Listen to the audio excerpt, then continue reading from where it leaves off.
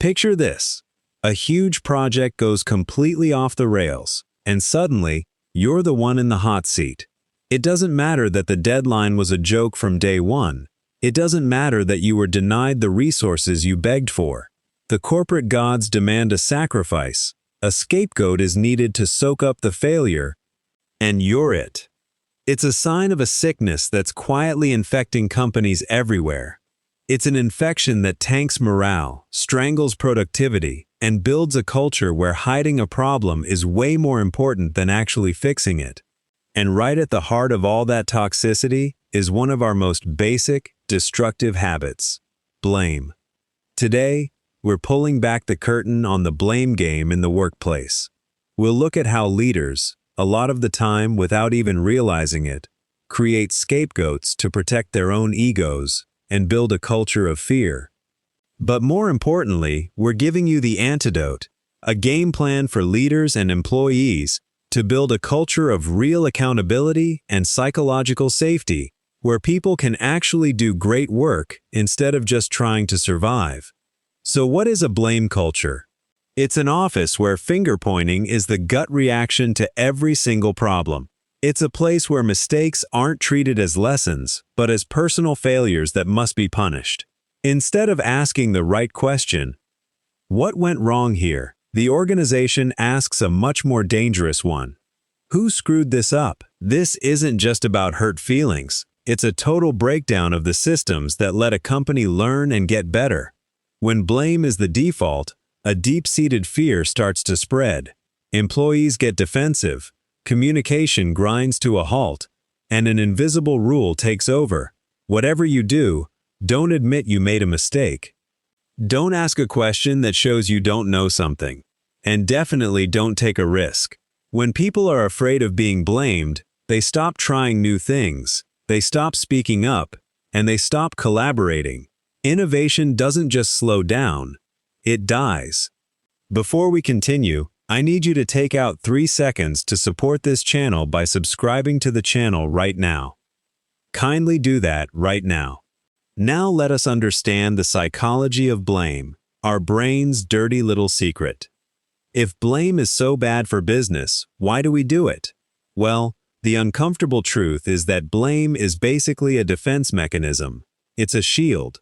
Research shows that blame is our way of offloading uncomfortable feelings like shame, failure, or just not knowing what to do. Pointing the finger at someone else gives us this quick, satisfying hit of relief. It protects our ego and gives us a fake sense of control. This gets cranked up to 11 by a cognitive bias that every single one of us has: the fundamental attribution error. It's our brain's default setting to believe that when other people mess up, it's because of who they are. They're lazy or they're incompetent. But when we mess up, oh, that's because of the situation. We didn't have enough time. The instructions weren't clear. The dog ate our homework. We give ourselves a pass while we judge others for their actions. Ever get furious at a coworker for being late, thinking they're so unreliable, only to turn around and make excuses for your own lateness later that same day? That's the bias in action. You judged their character, but you judged your own context. In the workplace, this is incredibly dangerous. A manager sees an employee's numbers dip and immediately thinks, laziness, instead of wondering about a broken process, a lack of training, or an impossible workload. So we end up with terrible decisions and a demoralized team. Instead of fixing the system, we just blame the person who got stuck in it. It's easier, but it solves nothing. Here is how blame goes viral. This is the scapegoat epidemic. One person playing the blame game is bad enough, but it becomes an epidemic when it gets baked into the company culture. And that culture almost always starts at the top. Leadership sets the vibe. When leaders react to mistakes with anger, punishment, or public call-outs, they're sending a crystal-clear message to everyone. Failure is not allowed, and someone will pay the price. This is how the workplace scapegoat is created. A scapegoat is just a person or a team that gets unfairly blamed for what are actually bigger, systemic problems. When a project bombs or a quarterly goal is missed, It's so much easier to point at one person than it is to face the messy truth that the strategy was bad, the market changed, or that leadership itself made a terrible call. The scapegoat becomes a human sponge for all the company's anxiety and failure. By publicly blaming or firing that person, the company gets a false sense of problem solved. It gives everyone else a weird sense of relief and unity, like they've defeated a common enemy. But it's a short-term fix that creates long-term poison. Once this happens, trust is gone. Employees see what happens to people who get singled out, and their survival instincts kick into overdrive. They form little alliances just to protect themselves.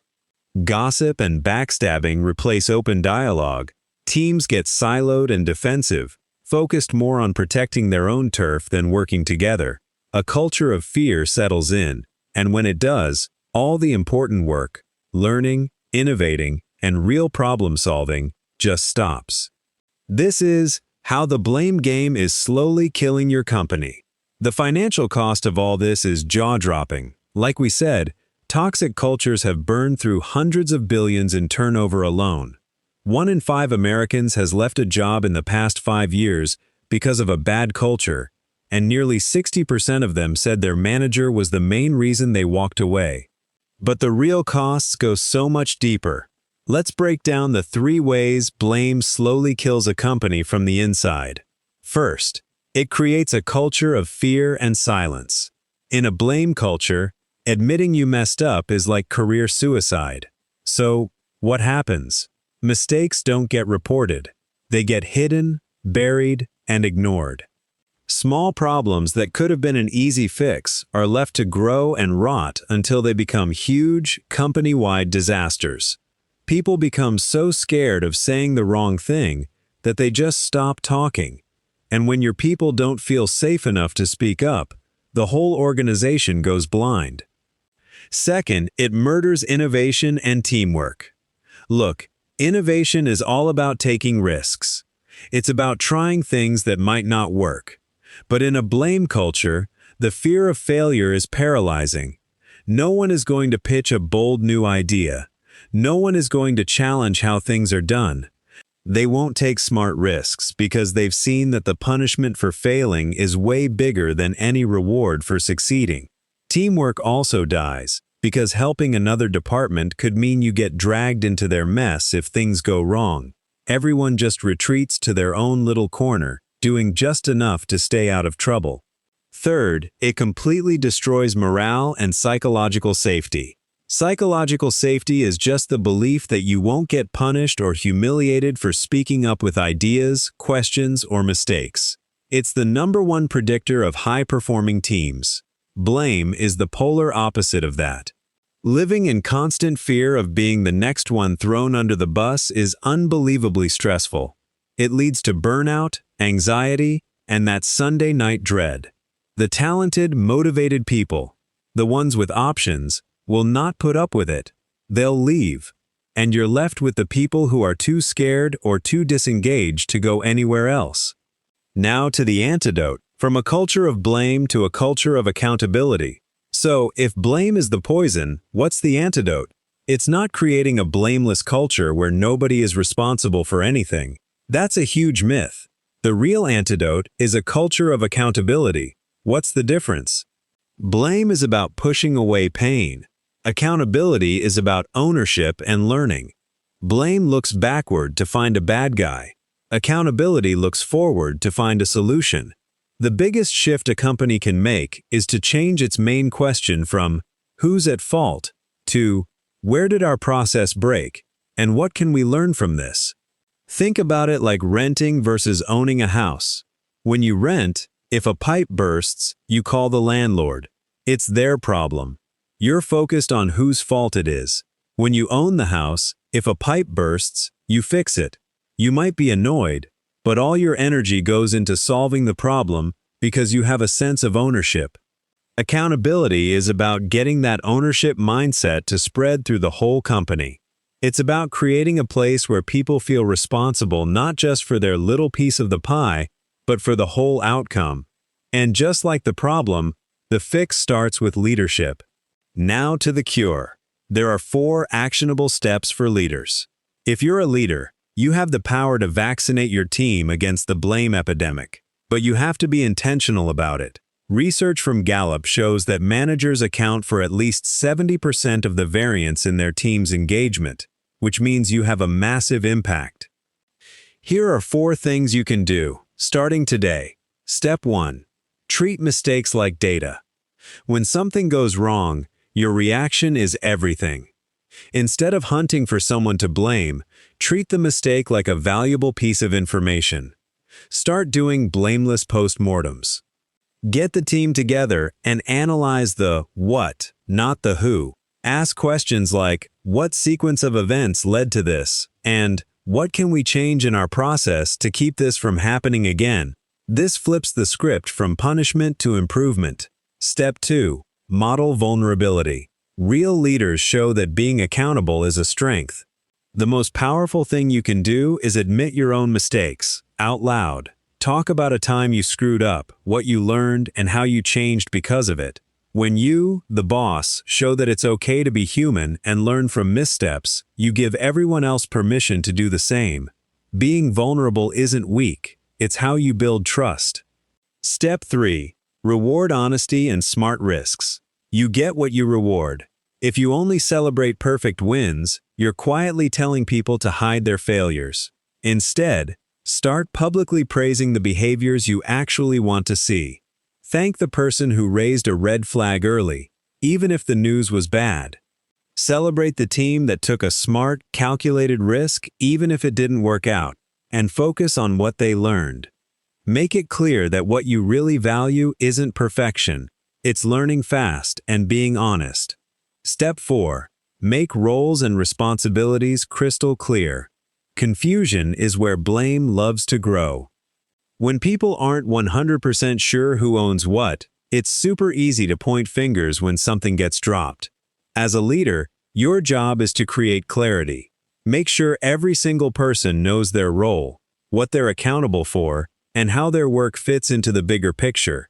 When ownership is clear, blame has nowhere to hide. Now here is what every employee can do for the cure. You don't need a fancy title to fight this disease. You can start building little pockets of safety right where you are. First, when you hear the blame train starting to leave the station, try to gently change the track.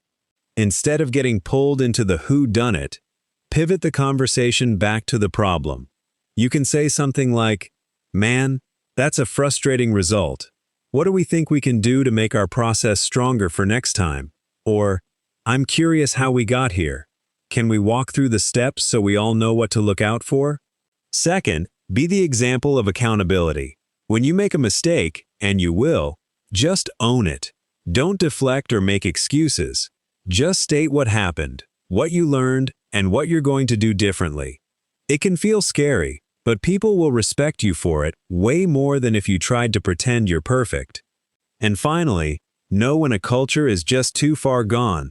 If you're constantly being used as a scapegoat, if your leadership actively encourages blame, and if there is zero psychological safety, sometimes the best thing you can do for yourself is to leave.